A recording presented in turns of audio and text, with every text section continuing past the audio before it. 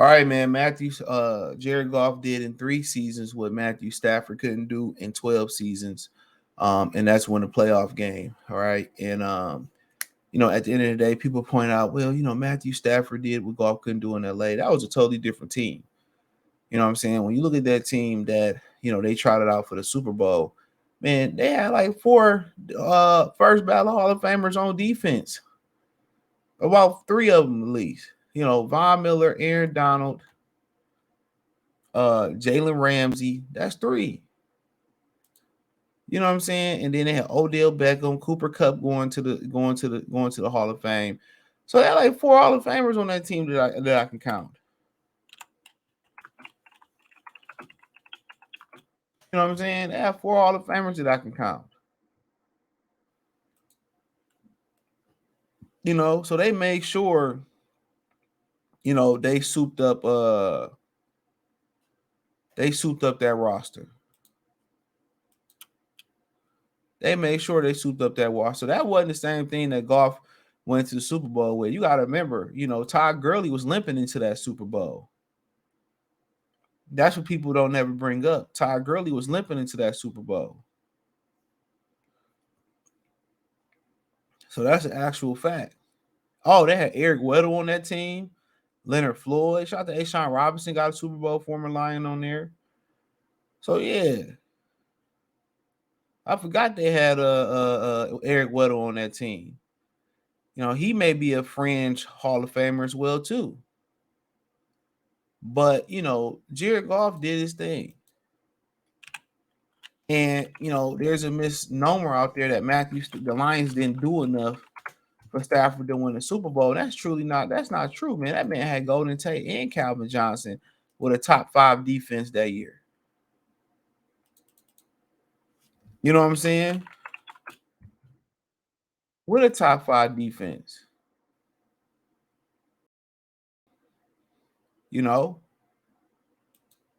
Let's keep it real. Matthew Stafford had a team that really shouldn't even been competitive with the Cincinnati Bengals.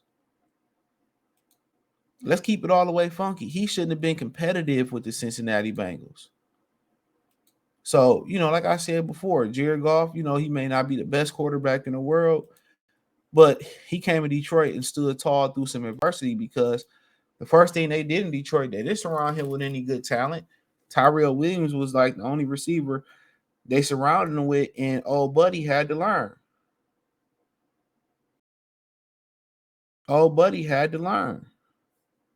St. Brown. So once you start taking that into effect, and then once he learned down the stretch, got injured that year, Jared Goff did a great, he came here and did his thing. And for him to be the quarterback that get a Super Bowl win, to get a playoff win, hopefully a Super Bowl win, to get a playoff win, you know what I'm saying? After 32 years, that's big. He'd be a trivia question. That's big. And for years, it was always something fluky with Stafford, us flaking out in Lambeau versus Matt Flynn. That game versus the Saints, people forget about that game where the Lions dropped like 20 interceptions that Drew Brees was trying to gift us with. You know what I'm saying? The Seattle game where even a great veteran like Anquan Bolden imploded.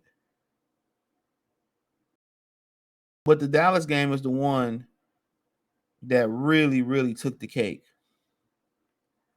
I think everybody will say that. That's the one that took the cake.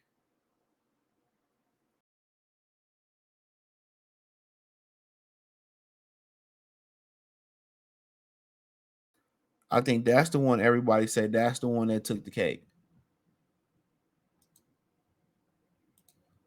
That was the year. They should have scored more than 20 points, whatever it was that year. And I know they said Matthew Stafford had a hand injury. Excuse me. That was the excuse. But Jared Goff came here, man. He provided stability. He played winning football For the most time with Matthew Stafford, it was about him getting his stats and just wanting to throw the football all over the yard. That's what it was about for Matthew Stafford. And when they got rid of Stafford, it might have been one of the better things because now they can commit to running the football more and they can play a little bit more balanced offense. Now they could be a little bit more balanced with their offense. You know. So, and with Jared Goff, it wasn't about just throwing the football all over the yards and getting a whole bunch of hollow yards. They was running the football. He was playing off the run, and with Matthew Stafford, only time they didn't run the football as much was when Jim Caldwell made him more into a game manager, but then the offense just wasn't flowing like that. But they had a tremendous. They surrounded Jared Goff with a tremendous team. Tremendous offensive coordinator. Got rid of Anthony Lynn, surrounded him with the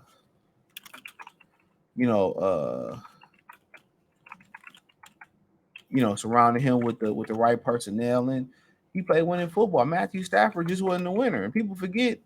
You know what I'm saying? Stafford had his opportunities with good teams here, and the misnomer was that he never surrounded him with a team good enough, and that was a lie. He had teams good enough to win.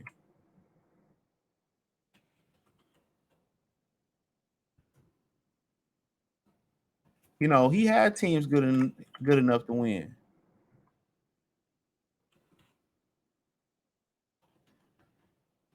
That's a fact. He had teams good enough to come here to win. He just couldn't cut the cake. And y'all gotta remember that team he took to the Super Bowl, man. That was a Pro Bowl, like taking a Pro Bowl team to the Super Bowl. That's exactly what that was. It's like taking a Pro Bowl team to the Super Bowl. That was crazy to me.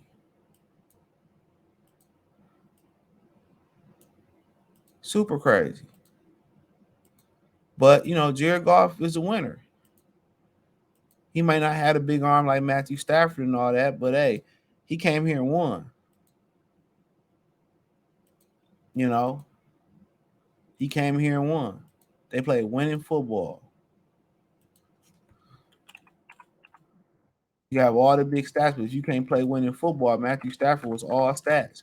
And when it counted the most, he didn't get the job done. And that's just what it is. And that's just what it is.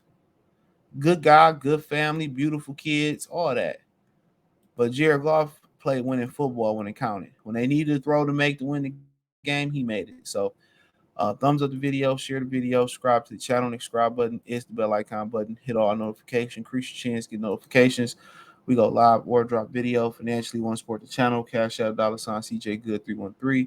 Venmo, CJ Good 313. PayPal link in the description. Hit the link tree. Find me on Twitter, Instagram, Spotify, Anchor, Cash App, Venmo, PayPal. Appreciate the love, support. Let me know what you girls and guys think in the comment section. Peace.